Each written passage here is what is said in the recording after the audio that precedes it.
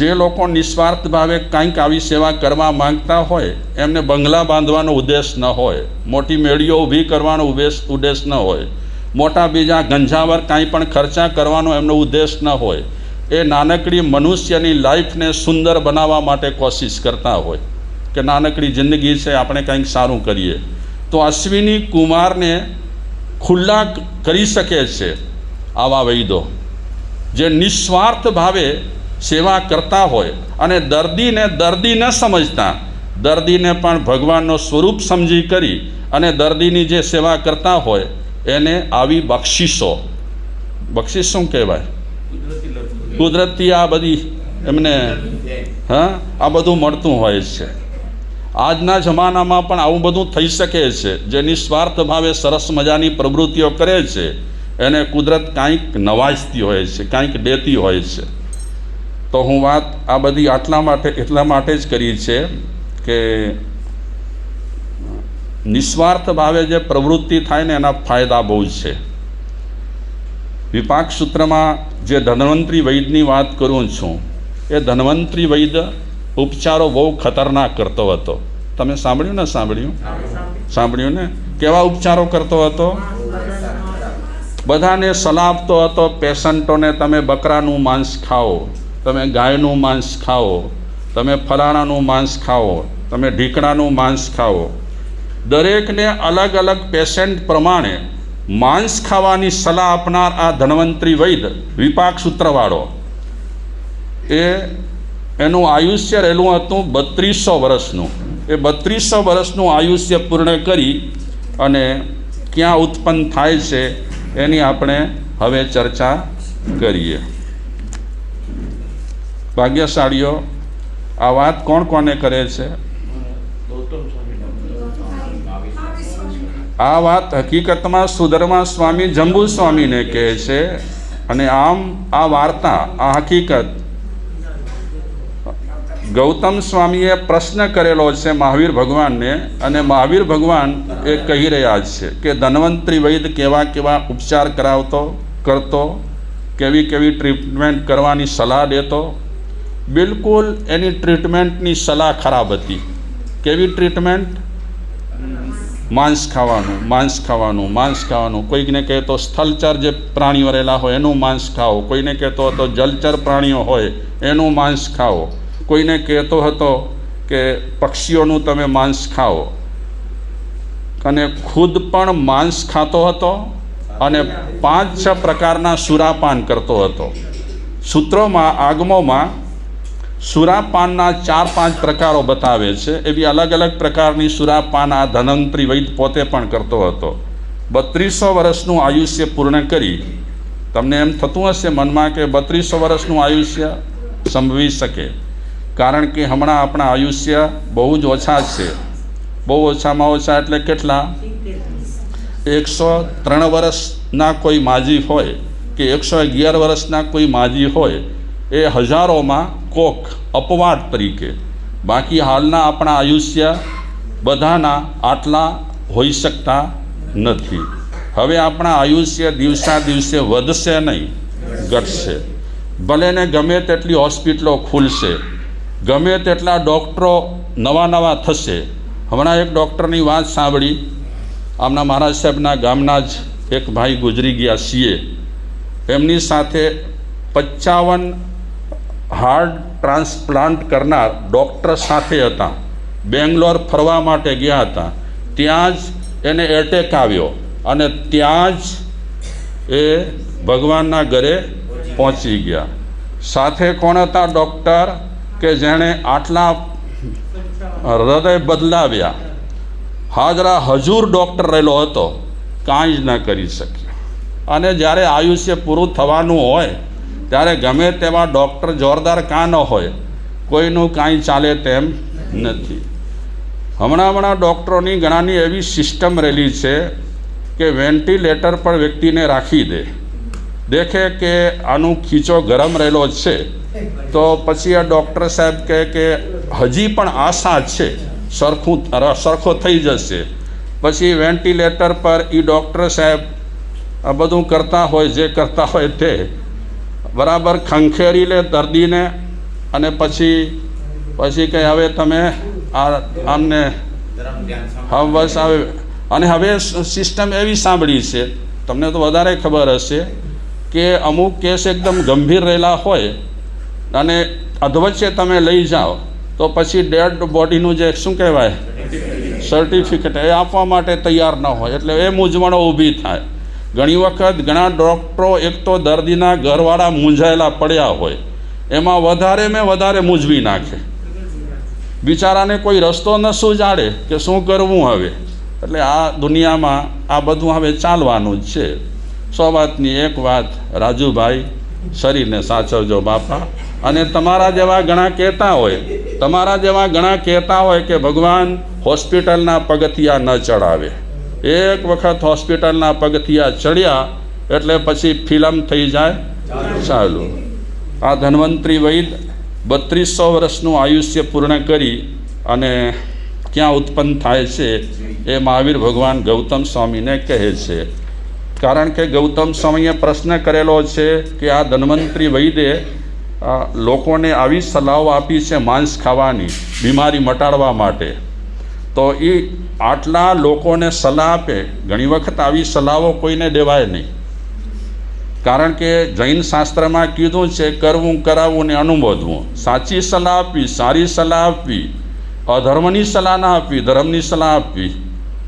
તો આ ડૉક્ટરે ધન્વંતરી વૈદે બધાને કીધું કે આનું માંસ, તેનું માંસ, ફલાણું માંસ, ઢીકણાનું માંસ ખાતા રહો.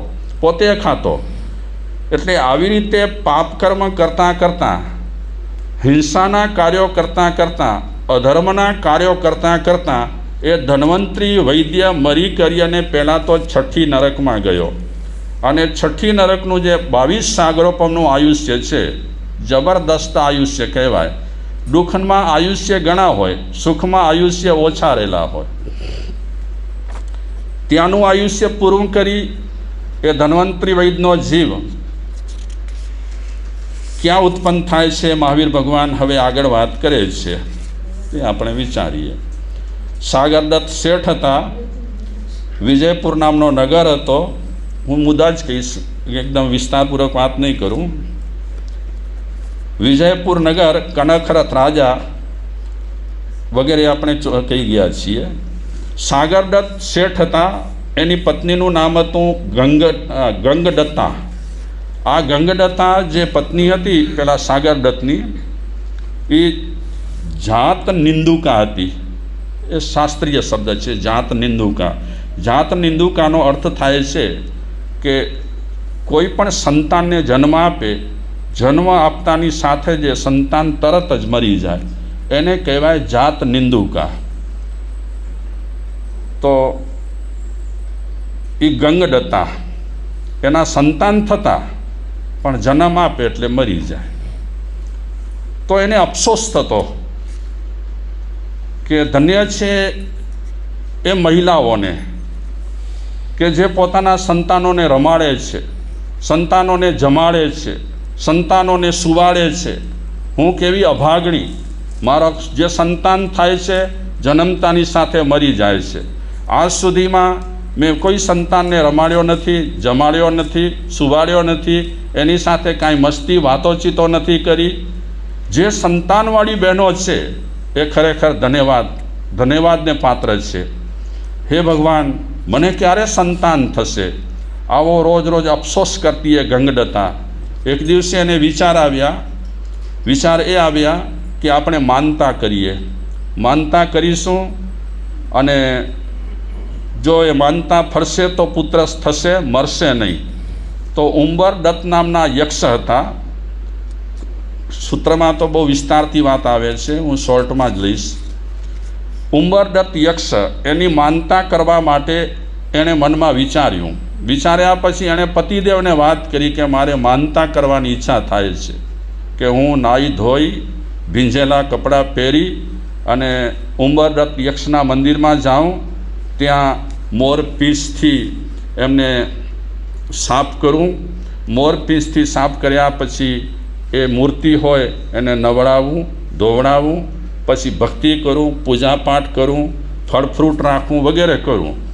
અને પછી માનતા માનું કે મારો સંતાન થાય તો હું હે યક્ષરાજ, તમારી પાસે આવું, તમારી ભક્તિ કરું, તમારે ત્યાં ફળ ફ્રૂટ વગેરે વસ્તુઓ રાખું. તો એ પતિદેવને વાત કરી. પતિદેવ કહે, હા, મને પણ એવું સૂઝ્યું છે કે માનતા કરવી જોઈએ. તો પાટલીખંડ નગર છે, એ નગરના મધ્ય ભાગમાંથી નીકળી કરી જ્યાં યક્ષાયતન હતું ઉંબરરથનું, ત્યાં ગઈ. નાહી ધોઈ ભીના કપડાં પહેરી યક્ષના મંદિરમાં આવી. મોરપીસથી એ મૂર્તિ સાફ કરી, ફળ ફ્રૂટ રાખ્યા, બીજી ચીજવસ્તુઓ રાખી, એની ભક્તિ કરી યક્ષની. અને ત્યાર પછી એ યક્ષને પ્રાર્થના કરે છે કે હે યક્ષરાજ, મારો સંતાન થાય અને જીવે સંતાન, એવી હું તમારે ત્યાં માનતા કરું છું. મારી માનતા જો સફળ થશે તો હું આપની પાસે આવી કરી અને આપની ભક્તિ કરીશ. આ તો આપણી શ્રદ્ધાઓ છે બધી, માનતા કરવી કે ઓ કરવી કે તે કરવી, કે માનીએ ન માનીએ ઠીક છે.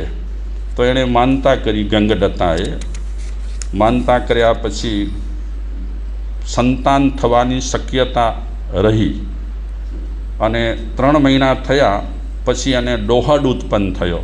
ઈચ્છા કે હું આવી રીતે ખાઉં પીઉં, મજા કરું, સુરાપાન કરું, શરાબ બરાબ પીઉં મહિલાઓની સાથે, અને જે પેલી પગથિયાવાળી વાવ હોય ને, શું કહો એને, એ વાવમાં જઈએ ને ડૂબકી મારીએ ને ફરીએ ને હરીએ ને આનંદ કરીએ ને.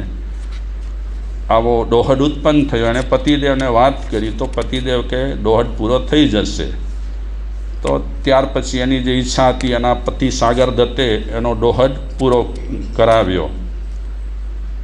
ખાધું પીધું, શરાબ પીધી, તોફાન મચાવ્યા, આનંદ કર્યો, આ બધું થયું. અને ત્યાર પછી યોગ્ય સમયે આ ગંગદત્તાએ પુત્રને જન્મ આપ્યો અને એ પુત્રનું નામ પાડ્યું ઉંબરદત્ત. આપણો જે આ 7મો અધ્યયન ચાલે છે વિપાક સૂત્રનો, ઉંબરદત્ત નામ છે અધ્યયનનું. એ ઉંબરદત્ત આ પોતે કોના નામ પરથી નામ પાડ્યું? યક્ષનું નામ હતું ઉંબરદત્ત. એ યક્ષના નામ પરથી નામ પડ્યું. ઘણાના નામ હોય ને, જખો, જખો, જખો, કોના પરથી નામ પાડે?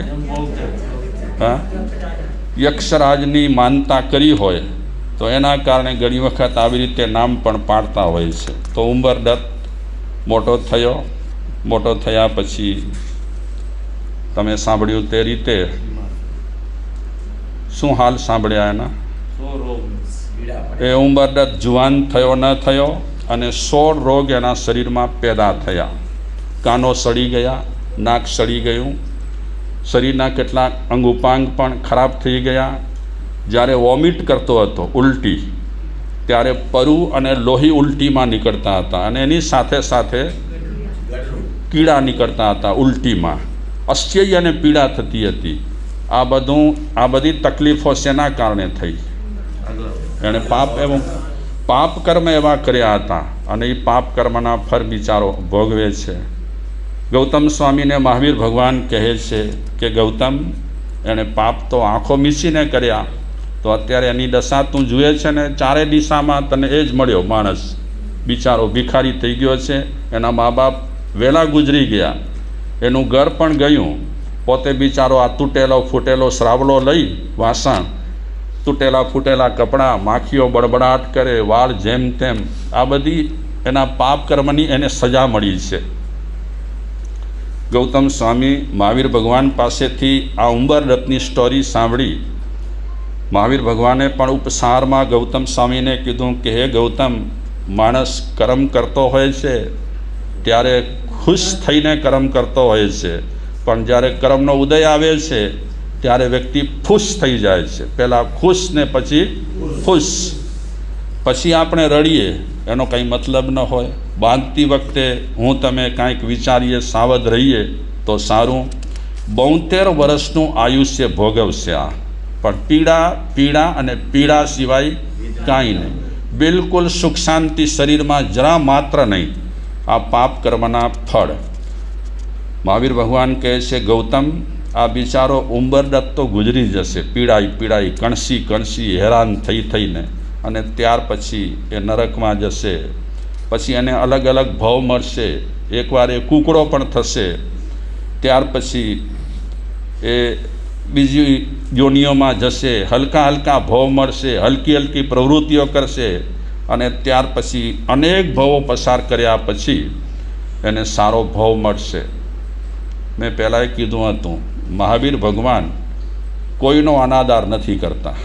હલકામાં હલકો માણસ હોય એને પણ છેવટે એનું જીવન સુધરી જાય છે એવી વાત કરે છે, અને છેલ્લે એની મુક્તિ થાય છે એવી વાત. જૈન દર્શનની આ એક ખાસિયત છે, લાક્ષણિકતા રહેલી છે. ગમે તેવો પાપીમાં પાપી માણસ રહેલો હોય એને અધૂરો રાખતા નથી કે સબડિયા કર. એ પાપીમાં પાપી માણસ પણ કર્મનો ક્ષય કરતો પછી એની પ્રગતિ થાય, સારો જન્મ મળે, સારા કર્મ કરે, અને સારા કર્મ કર્યા પછી આ ઉંબરદત્ત પણ મહાવિદ્ય ક્ષેત્રમાં જન્મ લે છે.